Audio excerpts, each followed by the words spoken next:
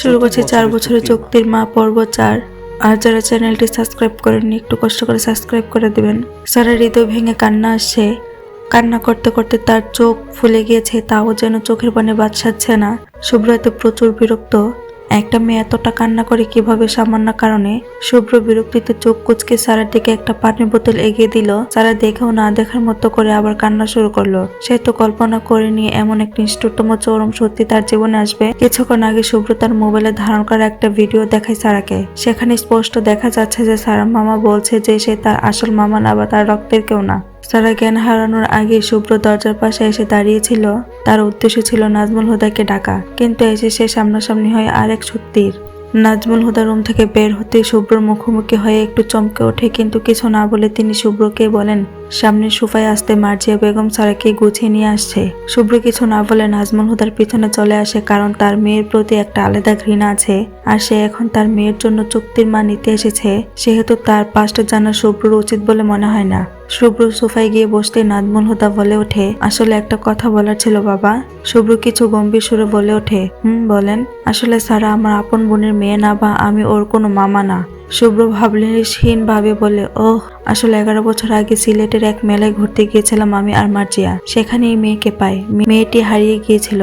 আমরা ওর পরিবার খুঁজেছিলাম, তবে পাইনি। বাচ্চাটা নিজের নাম অব্দি বলতে পারছিল না। 3 বছরের একটা বাচ্চা মেয়েকে তো আর ফেলে আসা যায় না, তাই সাথে নিয়ে এসেছিলাম বলে দম ছাড়লো নাজমুল হুদা। ওর শুভ্রর ভ্রু কুচকে গেল।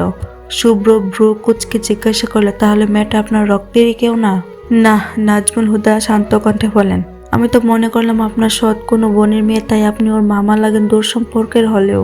না বাবা, আমরা ভেবেছিলাম ওকে আমাদের মেয়ের মতোই রাখবো, তবে ও আসার ওর রাস্তায় আমাকে মামা বলে ডাকে। আর আমার কোনো বোন ছিল না, তাই আমিও ভাবলাম আমার কোনো বোন থাকলে আমার ভাগনা ভাগ্নিও আমাকে মামা বলে ডাকতো। তাহলে আপনি ওকে যে টাকার বিনিময়ে কাজ করতে পাঠাচ্ছেন? শুভ্র ভ্রু কুচকে জিজ্ঞাসা করলো নাজমুল হুদাকে।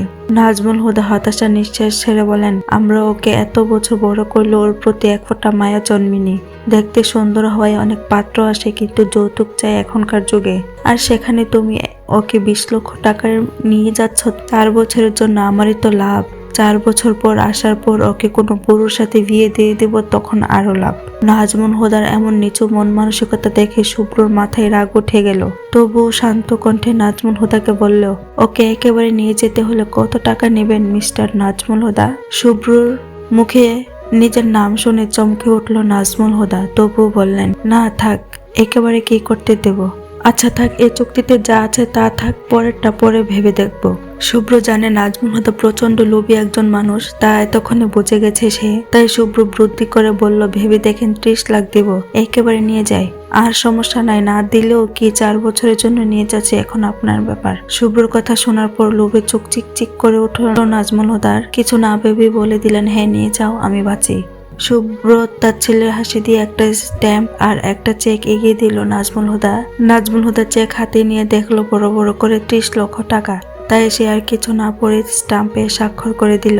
শুভ্র রহিমকে চোখে ইশারা করে সারা রুমে চলে গেল ধপাধপ পা ফেলে। রুমের ভিতরে গিয়ে দেখলো মার্জিয়া চেয়ারে বসে বসে নখ কাটছে আর মেঝেতে পড়ে আছে সারা। শুভ্র রাগ তর তর করে বেড়ে গেল, তবু কিছু না বলে সারাকে কোলে তুলে নিল।